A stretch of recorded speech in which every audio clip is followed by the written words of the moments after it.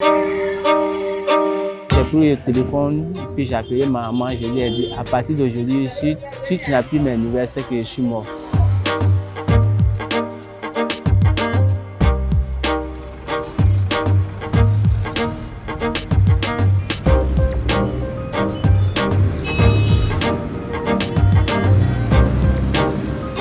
Bienvenue aux migrations.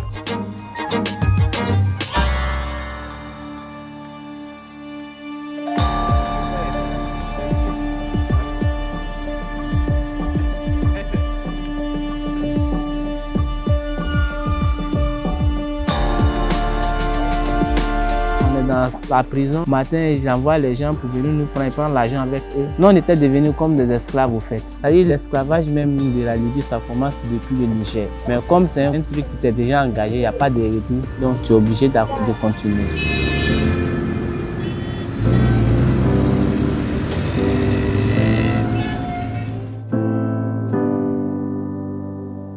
Dans l'avion même, j'étais découragé.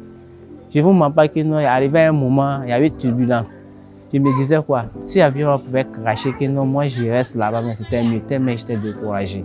Parce qu'avec tout le temps que j'ai pris pour m'organiser, et puis tout est tombé à l'eau, en un clin d'œil. J'ai fait des jours même, je sortais même pas tellement j'étais dégoûté. Dégoûté là, ça veut dire découragé quoi, c'est dans nos trucs quoi.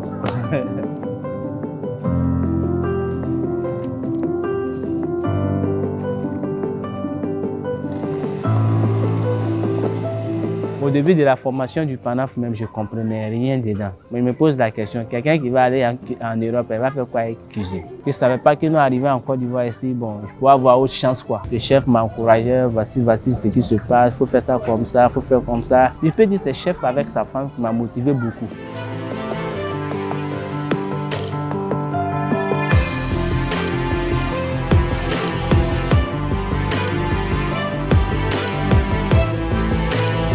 Aujourd'hui, je suis le manager du PANAF, plus précisément au restaurant Migration. Donc, je fais le travail de management avec mes équipes pour le bien fonctionnement de l'entreprise.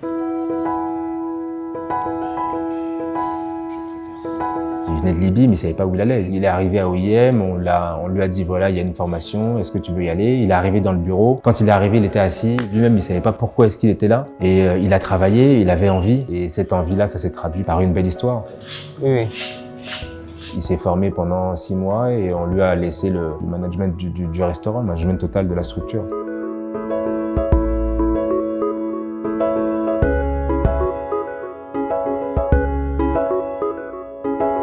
Les personnes qui sont en train d'apprendre aujourd'hui, donc les apprenants, ils sont composés à 80% de migrants et 20% de communautaires. On a commencé par former 10 personnes, donc avec toujours un ratio égal entre hommes et femmes. Cette année, on a plus de femmes.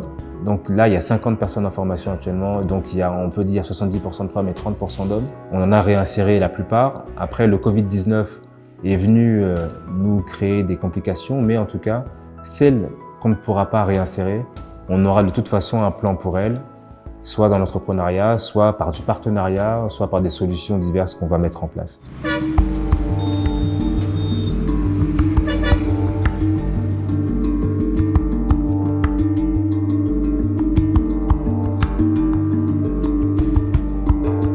Ceux qui ne sont pas encore partis, c'est que moi je peux les donner comme conseil. L'avenir se trouve en Afrique ici.